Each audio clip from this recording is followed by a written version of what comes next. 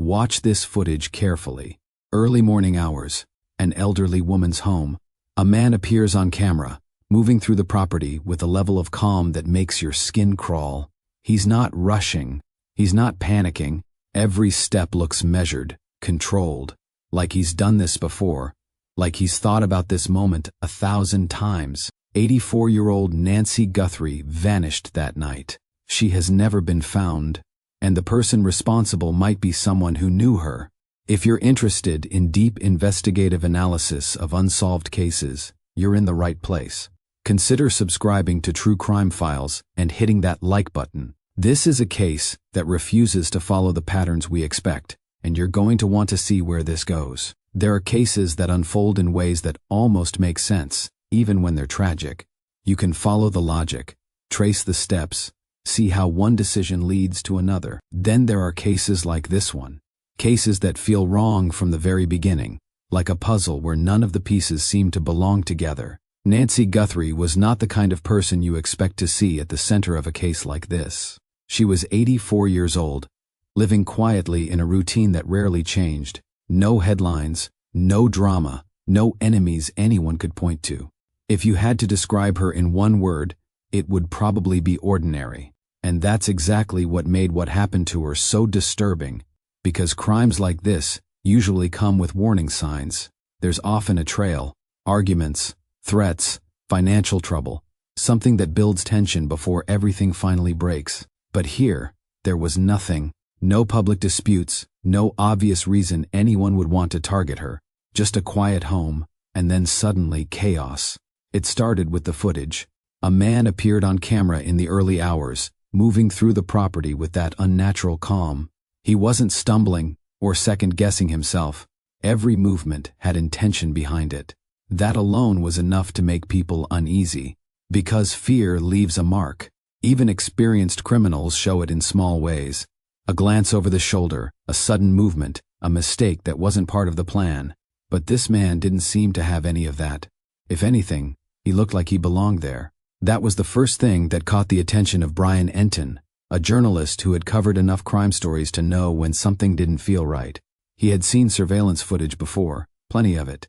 But there was something different about this one, something that didn't sit well the longer you watched it. It wasn't just what the man was doing, it was how he was doing it. Slow, deliberate, unbothered, as if the risk of getting caught didn't even register. That kind of confidence doesn't come from nowhere. Brian started asking questions. He spoke to people close to the case. He listened to early theories from law enforcement. At first, the explanations sounded familiar. Maybe it was a robbery. Maybe someone thought they could get in, grab something valuable, and get out without anyone noticing. It happens more often than people realize. But that theory started to fall apart almost immediately. Nothing had been taken. No sign of someone searching through the house in a panic. No indication that valuables were the focus. It didn't look like someone chasing an opportunity. It looked like someone following a plan. So then the conversation shifted. What if it was random? What if this was just one of those rare, unpredictable acts of violence that don't follow any clear pattern? A stranger passing through, choosing a target based on nothing more than chance. It's the kind of explanation people reach for when nothing else fits. But even that didn't feel right. Random crimes tend to carry a certain chaos with them. They're messy, unpredictable. The person committing them is reacting in real time, adjusting as things unfold. But that's not what this looked like. This looked steady. The more Brian thought about it, the more one question started to take shape. If this wasn't random, and it wasn't a simple robbery, then what exactly was it? That's when he decided to take a different approach. Instead of chasing theories that didn't quite hold together, he reached out to someone who had spent years studying the patterns behind violent crime. Someone who didn't rely on guesswork or gut feelings, but on data. Real numbers, real cases, real outcomes. Dr. Gary Brucato is a forensic psychologist whose work focuses on understanding how violent offenders think, not in a general sense, but in a detailed, methodical way. He studies behavior, not just actions. He looks at what people do, how they do it, and most importantly, why. And according to him, the key to understanding a case like this wasn't to start with who, it was to start with why. Because once you understand the motive, everything else begins to narrow, not all at once, but enough to start seeing the outline of something clearer. So that's where he began. He broke it down into categories. The most common reasons someone would commit a crime like this, not based on speculation, but on what the data actually shows happens in the real world. The first possibility was sexual motivation. It's one of the primary reasons for home invasions involving strangers. But almost immediately, he pointed out the problem. Crimes like that follow patterns. They're rarely one-time events. The individuals who commit them tend to repeat the behavior, often targeting a specific type of victim. And in this case, the profile didn't match. Targeting an elderly woman in that way wasn't just unusual. It was extremely rare. Not impossible, but so unlikely that it didn't make sense to treat it as the leading explanation, especially when there were no clear signs pointing in that direction. So that possibility was set aside. Then came robbery. On the surface, it seemed more plausible. Financial motives are incredibly common. People break into homes every day looking for money, valuables, anything they can take and turn into quick cash. But again, something didn't line up. Nothing had been taken. And more importantly, the behavior didn't match someone motivated purely by money. There was no urgency, no signs of panic, no rushed decisions. If anything, the person on camera looked like they had all the time in the world. And that's not how robberies usually unfold. Because when someone is there for money, they want to get in and out as fast as possible. The longer they stay, the greater the risk. The greater the chance something goes wrong. But this person didn't seem concerned about that, which raised a different kind of question. What if money was part of the plan, but not the whole story? That's when the idea of an abduction came into focus. Not random, but intentional. Someone entering the home with the goal of taking Nancy alive, holding her, using her as leverage. It would explain the lack of stolen items. It would explain the presence of the suspect. It would even explain the level of control seen in the footage. But even that came with problems. Because real ransom cases follow a pattern. There's usually communication within the first day or two. A demand, proof that the victim is still alive, a clear path toward a transaction. The person committing the crime wants to get paid and get rid of the victim as quickly as possible. That's how they reduce risk. But here, that pattern didn't exist. There was no immediate demand, no clear attempt to move things forward. Just silence. And silence in a case like this can be more telling than anything else, because it suggests something didn't go according to plan. At that point, the conversation shifted again, not to what the suspect intended, but to what might have gone wrong. Because when you strip everything else away, that's often where the truth hides. Not in the plan itself, but in the moment it starts to fall apart. The longer Brian sat with the case, the more one idea refused to leave his mind. This didn't look like something that had gone smoothly. At first glance, everything about the footage suggested control. The man moved with purpose. He didn't hesitate. He didn't look like someone improvising. But when you step back and looked at the entire picture, not just the few seconds caught on camera, but everything that followed, it told a very different story. Because if this had been a clean operation, there would have been results. There would have been a demand, a message, a clear next step, something that pushed the situation forward. But instead, everything seemed to stop the moment Nancy was taken. No clear direction, no follow-up that made sense, just fragments, confusion, and a growing list of questions that didn't have answers. That kind of silence doesn't happen when things go according to plan. It happens when something breaks.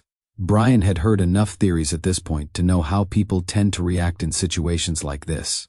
When there's no clear explanation, the mind starts filling in gaps. Some people lean toward the dramatic, others toward the random, but Dr. Brucato didn't do either. He stayed with patterns. And one pattern stood out more than anything else. When a crime begins with a clear objective and then suddenly loses structure, it usually means the objective was interrupted. Something happened, something unexpected, something the person or people involved didn't prepare for. And that's where the idea of a failed plan began to take shape. If the intention had been to abduct Nancy for financial reasons, then everything about the early stage of the crime would make sense. Enter the home quietly, control the situation, remove the victim, leave before anyone notices. It's a strategy that, while risky, has been seen before, but it depends on one critical factor. Everything has to go right. And in reality, things rarely do. An elderly woman alone in her home might seem like an easy target on paper, but people don't behave like paper. They react. They panic. They resist in ways that are hard to predict. Even something as simple as losing balance, falling, or crying out at the wrong moment can throw off everything. And once that happens, the entire situation can spiral. Dr. Brucato explained it in a way that stripped away the drama and replaced it with something more unsettling: logic. If the plan was to take her alive, then she would have been treated carefully, not out of kindness, but out of necessity. She would have been the most valuable part of the entire operation. Damaging her would reduce the chances of getting what they wanted. But the evidence didn't suggest that kind of care. There were signs, subtle but important, that something had gone wrong during the process.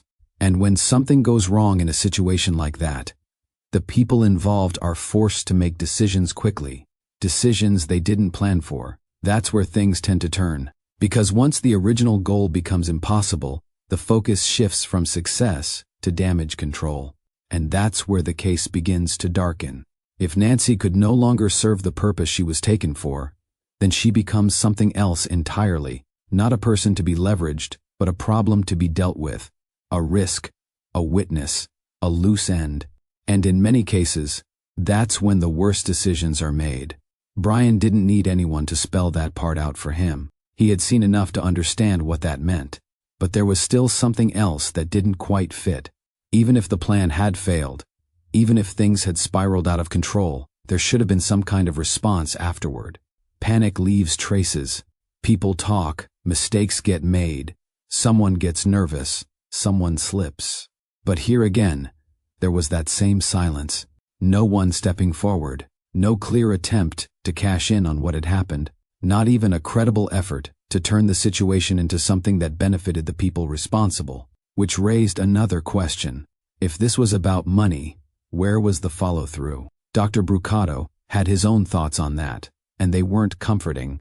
Because when a crime starts to drift away from logic, when the actions don't line up cleanly with the supposed motive, it often means there's something else underneath. Something that isn't immediately visible. Something more personal.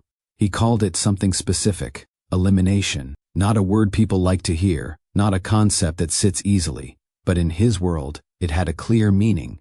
Sometimes a person becomes an obstacle, not because of anything they've done in a dramatic sense, but because of what they represent, what they know, what they might expose, what they stand in the way of. And when that happens, the crime isn't about gain, it's about removal. The challenge, of course, is that people don't want that to be true. It's easier to believe in a stranger, someone random, someone with no connection to the victim, because that keeps the danger distant. It keeps it from feeling too close. But the numbers don't support that kind of comfort. Time and time again, the data points in the same direction. Most people are harmed by someone they know, not always closely, not always in a way that stands out, but enough of a connection to create familiarity, enough to understand routines, to recognize opportunities, to know when someone is vulnerable. And in this case, there were signs of that kind of familiarity. The way the suspect moved, the confidence, the lack of hesitation. It didn't look like someone stepping into the unknown. It looked like someone who had already figured things out, someone who understood the environment, someone who didn't need to guess. That doesn't happen by accident. It happens when there's prior knowledge. And that's where the focus began to shift again, not just toward what happened inside the house that night, but toward everything that came before it. The people who had access, the people who had seen the inside of that home, the people who knew the layout, the routines, the small details that most outsiders would never notice. It doesn't have to be a close relationship. It could be someone who had been there briefly, someone who worked on the house, someone who passed through in a way that didn't seem important at the time. Those are the kinds of connections that often get overlooked because they don't feel significant. But in cases like this, they can be everything. Brian started thinking about the radius. How far out do you look? Do you cast a wide net and hope something comes back? Or do you focus on a smaller circle where the chances of finding something meaningful are higher? Dr. Brucato leaned toward the second option. The idea wasn't to search everywhere. It was to search intelligently, because if the suspect had that level of comfort, that level of control, then it suggested something important. He wasn't just passing through, he belonged there, at least in some capacity. Maybe not openly, maybe not in a way that anyone would immediately recognize, but enough to feel at ease, and that changes everything. Because once you accept that the person responsible might not be a stranger, the entire investigation takes on a different shape. The questions become more specific, more focused, less about what could have happened and more about who had the opportunity to make it happen. But even with that shift, there were still pieces missing, and some of them were hard to ignore. One of the biggest was the issue of the reward. Over $1 million. That's not a small amount. That's life-changing money for most people. The kind of incentive that in many cases is enough to break silence, enough to make someone reconsider staying quiet. And yet, nothing. No credible tips leading to a breakthrough. No one stepping forward in a way that moved the case forward in a meaningful way. That didn't sit right. Because in situations where multiple people are involved, and there were growing reasons to believe that might be the case, loyalty doesn't always hold. Pressure builds, fear sets in, and eventually someone talks. At least that's how it usually goes, but not here. Which led to another possibility. What if the people involved weren't just staying quiet? What if they were afraid? Not of law enforcement, but of each other. When you start looking at crimes that involve more than one person, the dynamics change. It's not just about what happened. It's about who holds power, who knows what, who has something to lose. And sometimes the biggest threat isn't getting caught. It's what happens if you speak up. That kind of fear can keep people silent in ways money never could. And if that was the case here, it meant something even more troubling. It meant the situation might be bigger than it looked. Not in a dramatic, exaggerated way, but in a layered, complicated way. The kind where one person isn't acting alone. The kind where roles are divided, where someone plans and someone else executes. That idea had been hinted at before, but now it started to carry more weight. Because when Brian went back to the footage, he noticed something else, something subtle. The man on camera didn't look like someone in charge. He looked like someone following instructions. Confident in movement, yes, but not precise. Not sharp in the way you would expect from someone who planned everything down to the smallest detail. There were small inconsistencies, small signs that suggested he wasn't the one calling the shots. And if that was true, then somewhere behind the scenes, there was someone else. Someone who understood the risks. Someone who had a reason. Someone who might never appear on camera at all. And that possibility opened a door that was harder to close. Because it meant the story wasn't just about what happened that night. It was about everything that led up to it. Every decision, every conversation, every quiet moment where a plan began to form. And if that plan didn't start with a stranger, then it started somewhere much closer. By the time the case reached this point, it had already taken on a life of its own. What started as a single incident inside a quiet home had now spread outward into conversations, theories, speculation, and a growing sense that something deeper was being missed. People weren't just asking what happened anymore. They were asking why none of it made sense. And that question kept coming back. Because the truth is, most crimes, even the violent ones, follow a kind of logic. It may not be moral, it may not be easy to accept, but it's there, a reason behind the actions. A purpose behind the risk. Even if it's flawed, even if it's desperate, there's usually something you can point to and say, that's why this happened. But here, that clarity wasn't there yet. Instead, there were contradictions. The calm behavior of the suspect didn't match the chaos of the outcome. The lack of urgency didn't match a financial motive. The silence didn't match an abduction. And the longer those contradictions sat side by side, the harder it became to ignore them. Dr. Brucato had already made one thing clear. You don't solve a case like this by chasing every possibility equally. You focus on probability, not because it guarantees the answer, but because it gives you the best chance of finding it. And statistically, the answer wasn't out there in some unknown corner of the world. It was closer, much closer. That idea made people uncomfortable, because it meant the person responsible wasn't just some shadow passing through. It meant they existed within reach, within the same space, the same environment, the same network of everyday life. And when that possibility starts to settle in, the questions become sharper. Who knew her? Who had access? Who had a reason, no matter how small, to cross a line like this? It doesn't have to be obvious. In fact, in cases like this, it rarely is. Sometimes, it's not about a dramatic conflict or a visible argument. Sometimes, it's about something quieter. A grudge that never got resolved. A moment of resentment that lingered longer than it should have. A situation where one person felt wronged, overlooked, or pushed aside. Those things don't always show up in public, but they don't disappear either. They sit beneath the surface, unnoticed, until something triggers them. And when they do come to the surface, they don't always look like what people expect. That's one of the hardest parts about understanding crimes like this. They don't always come from chaos. Sometimes they come from calculation. Brian had heard people describe the suspect in different ways. Some saw him as reckless. Others thought he was bold. A few even suggested he might have been inexperienced, someone who got in over his head. But when you stripped those descriptions down and looked at the actual behavior, something else stood out. He wasn't reacting. He was acting. Every movement had intention behind it. Even the small ones. Even the ones that didn't seem to make sense at first.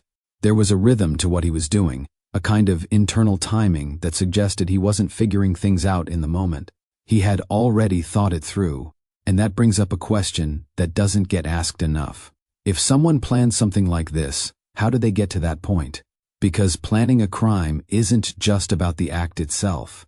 It's about everything that comes before it. The thought process, the justification, the moment where a line gets crossed, not physically, but mentally. That's where it begins. And once that line is crossed, the rest becomes easier. Not easy, but easier. Because now the person isn't asking, should I do this? They're asking, how do I do this? That shift is what separates impulse from intention. And in this case, there was too much intention to ignore.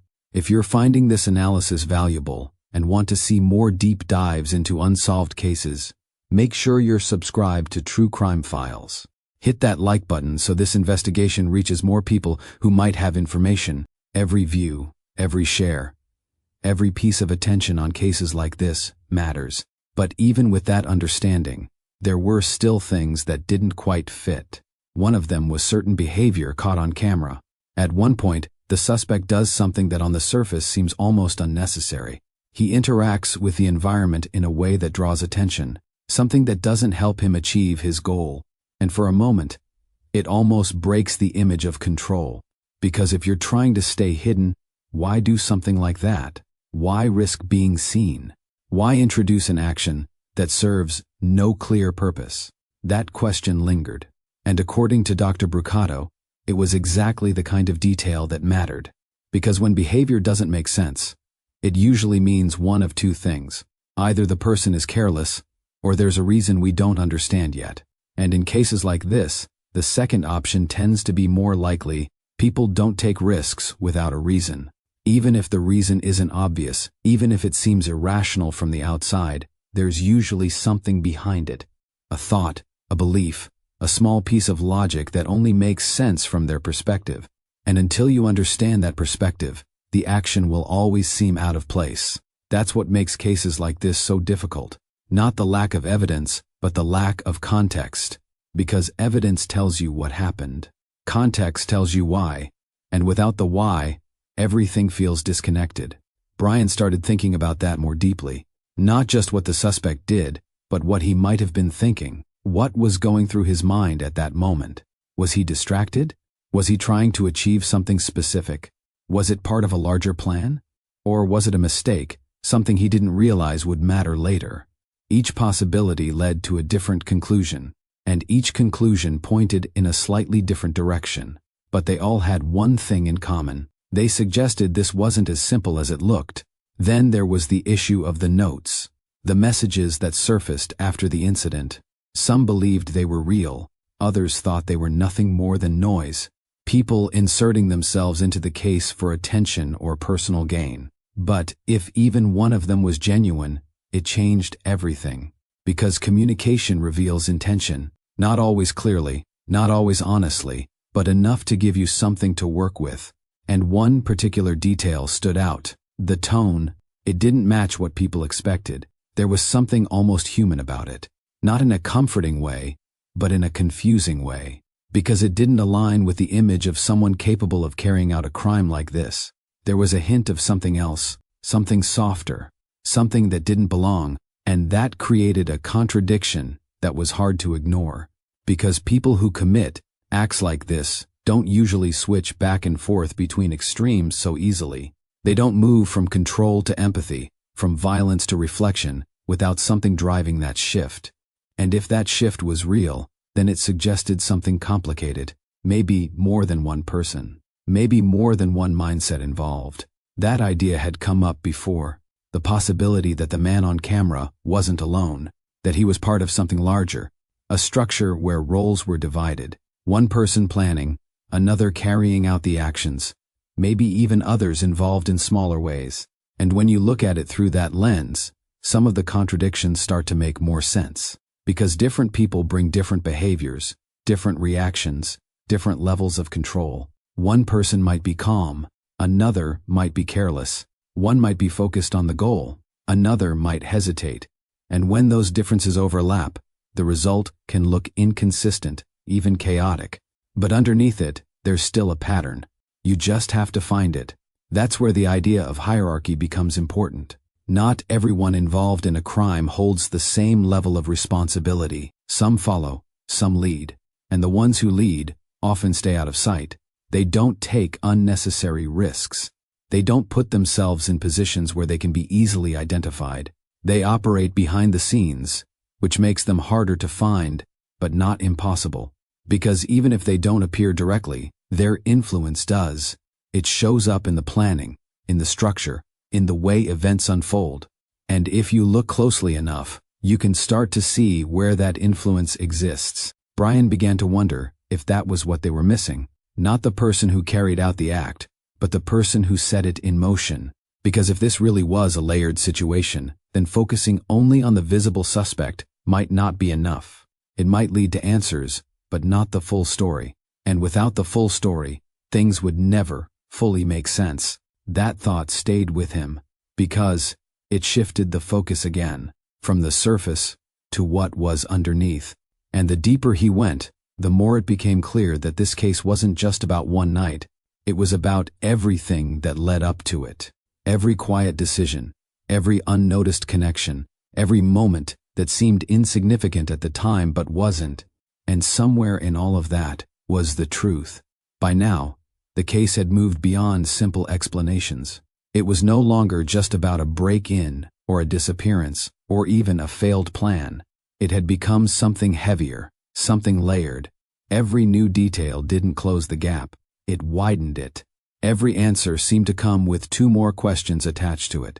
And for Brian, that was the most frustrating part. Because usually, when you follow a story long enough, patterns begin to settle. The noise fades. The important details rise to the surface. You begin to see a direction. But here, the direction kept shifting. Not wildly, not in a chaotic way, but just enough to keep everything slightly out of reach. And that meant one thing. There was still something missing. Not a piece of evidence necessarily, not something physical you could point to, but something deeper. A piece of understanding. A way of seeing the situation that hadn't fully come into focus yet. Dr. Brucato had hinted at this before. The idea that once you understand the premise, the true underlying reason behind the crime, everything else starts to make sense. The strange details stop being strange.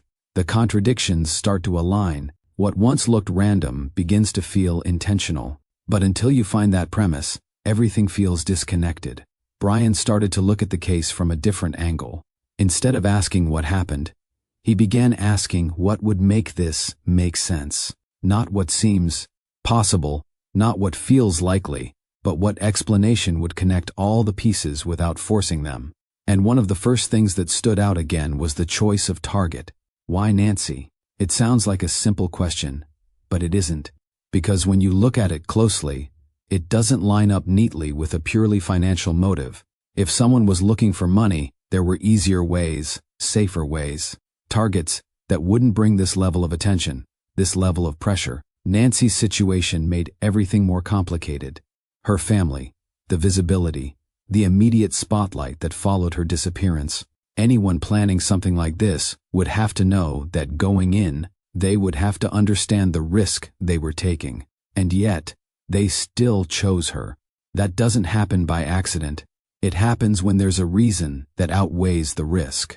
And that reason doesn't always show itself right away. Sometimes, it's buried in something small, a prior interaction, a moment that didn't seem important at the time, a connection that no one thought twice about. Those are the kinds of details that don't stand out until you know where to look. And right now, that's exactly where the case was headed. Not outward, but inward, toward the people who had crossed paths with Nancy at some point in her life. Not necessarily the obvious ones, not just family or close friends, but anyone who had access. Anyone who had seen her environment, anyone who had enough exposure to understand her routine. Because familiarity doesn't have to come from closeness. It can come from observation, from time spent nearby, from small moments that add up over time. And once someone has that familiarity, it changes how they move. It changes how they think. It gives them confidence. And that confidence was exactly what stood out in the footage. But there was another layer to this. Something that hadn't been fully explored yet. The idea that the crime might not have started as what it appeared to be. Because when people look at cases like this, they tend to focus on the final act. The break-in, the abduction, the disappearance. But those are just the visible parts, the surface. What matters just as much, if not more, is everything that happened before that. The planning, the discussions, the moment where the idea first took shape. And if there was more than one person involved, those moments become even more important. Because group dynamics change things. They don't just add more hands. They add more perspectives, more influence, more pressure, and sometimes more instability. One person might hesitate, another might push forward. One might see the risks, another might ignore them. And when those differences collide, the plan can shift in ways no one fully controls. That's how things go wrong. Not because the plan was weak, but because the people involved weren't aligned. Brian kept coming back to that idea, because it explained something that had been bothering him. The inconsistency, not in the big picture, but in the small details. The moments that didn't quite match the level of control seen elsewhere. The actions that felt slightly off, not completely wrong, but just enough to raise questions. Those kinds of inconsistencies often point to one thing: multiple decision makers. Not necessarily equal, but present. And if that was the case here, it meant the crime wasn't just the result of one person's thinking. It was the result of a process, a sequence of choices made by more than one individual, which made it harder to trace, but not impossible. Because even in group situations, there's usually someone at the center, someone who holds the vision, someone who sets the direction, and that person tends to leave a different kind of imprint. Not in obvious ways, but in the structure, in the way the plan unfolds, in the priorities that shape each decision.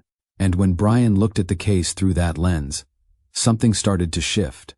The man on camera didn't look like that person. He looked capable, comfortable, but not precise. There were small signs that suggested he wasn't the one thinking 10 steps ahead.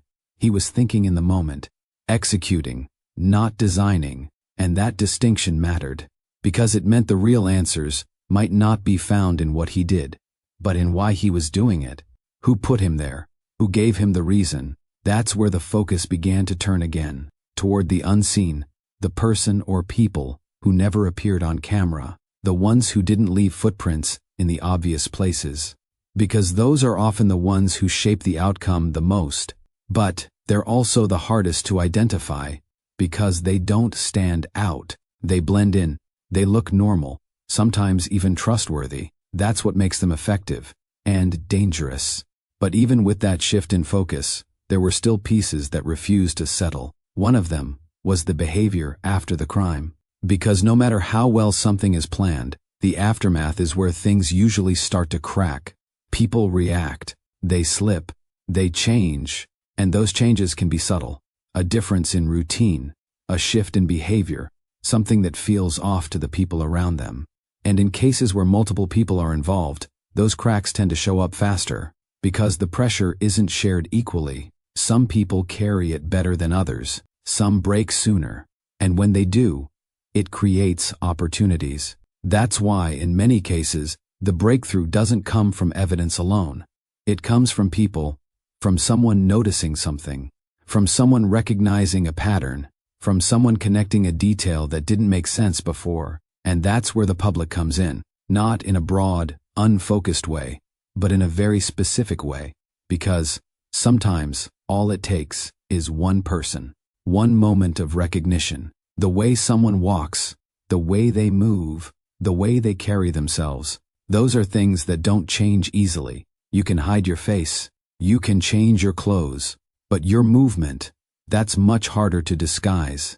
And for someone who knows you, even slightly, that can be enough. Enough to spark a memory, enough to create a connection, enough to turn a vague suspicion into something more concrete. Brian had heard that idea before. The belief that someone out there had already seen the footage and recognized something, maybe not consciously at first, maybe just a feeling, a sense that something looked familiar but hadn't fully clicked yet. And if that was true, then the answer wasn't just hidden in evidence. It was hidden in people, in everyday interactions, in the quiet moments where recognition happens. That's why some investigators believe in releasing more information. Not everything, but enough. Enough to trigger that moment. Because once it happens, things can change quickly. But that approach comes with its own risks. Too much information can compromise a case. It can lead to false leads. It can create confusion. And in a situation like this, where the details are already complex, that risk is real. So the balance becomes critical. What do you share? What do you hold back? What do you risk in order to move forward? Those decisions aren't easy, and they're not always clear, but they can shape the direction of the investigation in ways that aren't immediately visible. Brian understood that. He also understood something else. Time changes things. Not just the case, but the people involved. The longer something like this goes unresolved, the more pressure builds internally, quietly, and eventually, that pressure has to go somewhere. It doesn't just disappear. It shows up in behavior, in choices, in mistakes. And when it does, that's when the next shift happens. Not because someone planned it, but because they couldn't hold it in any longer. And when that moment comes, the truth has a way of finding its way out. Even if it takes time, time has a way of changing everything. Not just the direction of a case, but the people inside it. The longer something like this stays unresolved, the more it settles into the background of everyday life. At first, it dominates everything. News cycles, conversations, speculation. But then slowly, it starts to fade. Not completely, but just enough that people begin to move on, at least on the surface. Because underneath that quiet, the pressure doesn't disappear. It builds. For investigators, that pressure comes from the need to solve something that refuses to be solved. For the public, it comes from the discomfort of not knowing. But for the people involved, whoever they are, that pressure becomes something much heavier, something personal, because no matter how careful someone thinks they've been, no matter how well they believe they've covered their tracks, there's always one thing they can't fully control: themselves. Brian had seen it happen before. Cases that seemed airtight at the beginning slowly started to crack, not because of new evidence, but because of behavior, small changes, things that didn't stand out right away, but over time began to form a pattern. A person who suddenly becomes more withdrawn, someone who changes their routine for no clear reason, a shift in spending, a reaction that feels just a little too strong when the case is mentioned. None of these things prove anything on their own, but together, they start to tell a story. And in a case like this, where the visible evidence only goes so far, those kinds of patterns can matter more than anything else, because people leave traces, not just physical ones, behavioral ones, and those are often harder to hide. That's why Dr. Brucato's focus kept circling back to something that didn't sit comfortably with most people. The idea that the answer wasn't far away. It wasn't hidden in some distant place or buried in a completely unknown world. It was local, contained, within a space small enough that someone, somewhere, had already seen something they didn't fully understand at the time. That idea reshaped everything, because it meant the solution wasn't just about finding new evidence. It was about recognizing what was already there. And that's where things become complicated. Because recognition doesn't always happen immediately. Sometimes it takes time. Sometimes it takes repetition. And sometimes it takes a specific trigger. A moment where something finally clicks. A voice, a gesture, a memory that suddenly connects with something else. That's how cases like this begin to turn. Not all at once, but in small, almost invisible shifts. Brian started thinking about the people on the edges. Not the obvious ones. Not the ones who had already been questioned and cleared, but the ones who existed just outside the center of attention. The ones who move through spaces without drawing much notice. Because those are often the people who see the most. People who observe without being observed. People who pick up on details because they're used to paying attention. And in this case, that group might be more important than anyone realized. Because if the suspect truly was local, if he had moved through the area with that level of confidence, then there was a strong chance he had been seen before, maybe not clearly, maybe not in a way that stood out, but enough for someone to recognize something familiar. And when that recognition happens, it doesn't always come with certainty. It starts as a feeling, a hesitation, a quiet thought that something doesn't add up. That's where it begins. And if that feeling is strong enough, it leads to action, a tip, a conversation, a piece of information that might seem small but fits into a larger picture. That's how momentum builds. But in this case, that momentum hadn't come yet, at least not publicly, and that raised another question. Why? Why hadn't someone stepped forward in a way that changed everything? Because statistically, that's what tends to happen. In cases involving more than one person, the silence rarely holds forever. Someone talks. Someone slips. Someone decides that the risk of staying quiet is greater than the risk of speaking up.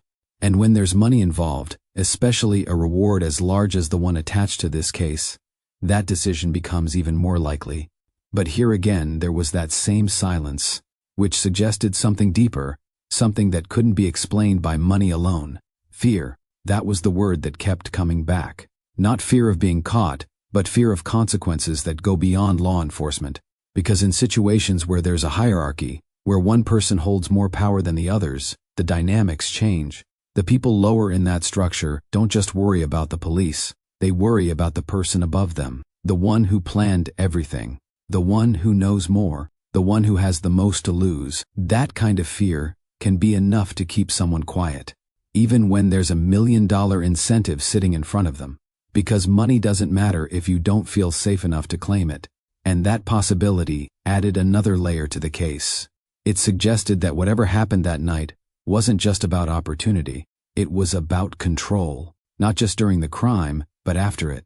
And if someone was maintaining that control, it meant they were still present, still aware, still watching. That idea might sound unsettling, but in cases like this, it's not unusual. People who commit crimes don't just disappear from their own lives. They go back to them. They return to routines, to conversations, to environments where nothing is supposed to feel different. But internally, everything has changed. And that change doesn't always stay hidden. It shows up in small ways, in reactions, in decisions, in moments where the pressure becomes too much. Brian thought about how that pressure might be building, day by day, quietly, without anyone noticing at first. Because the longer something like this remains unresolved, the more it lingers. It becomes part of the background, something that people stop actively thinking about, but never fully forget.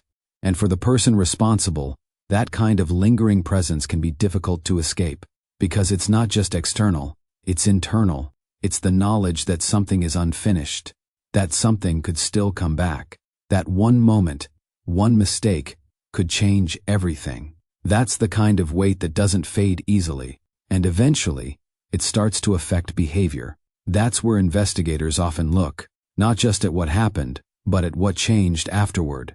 Who started acting differently? Who seemed out of place? Who reacted in ways that didn't quite match the situation? Those are the questions that begin to matter more over time, because they point towards something that evidence alone can't always reveal. They point toward human behavior, and human behavior is rarely perfect. No matter how careful someone tries to be, no matter how well they think they've planned everything, there are always cracks. The challenge is finding them, and in a case like this, those cracks might not be obvious. They might not stand out immediately, but they're there, waiting to be noticed, waiting for someone to connect the dots. That's why time can work in two directions. It can make a case feel colder, more distant, harder to solve, but it can also do the opposite. It can bring things to the surface, slowly, gradually, until what was hidden becomes visible. Not all at once, but enough to shift the direction. And when that shift happens, it doesn't take much to push things forward. A single detail, a single connection, a single moment of clarity. That's all it takes. Brian understood that. He also understood that cases like this don't resolve themselves overnight. They take time, patience, a willingness to sit with uncertainty, but they also rely on something else, people, because, in the end, no matter how complex a case becomes, no matter how many layers it has, it always comes back to the same thing. Someone knows something. They might not realize it yet. They might not think it matters, but it does. And when that realization happens, that's when everything starts to change. Because once the silence breaks, it doesn't go back. It moves forward. And when it does, the truth follows. By the time a case reaches this stage, it stops being just an investigation. It becomes a waiting game.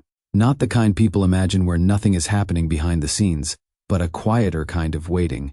The kind where everything is moving, but slowly, carefully, deliberately. Where every decision matters, and every piece of information has to be handled with precision. Because now, it's no longer about what's missing.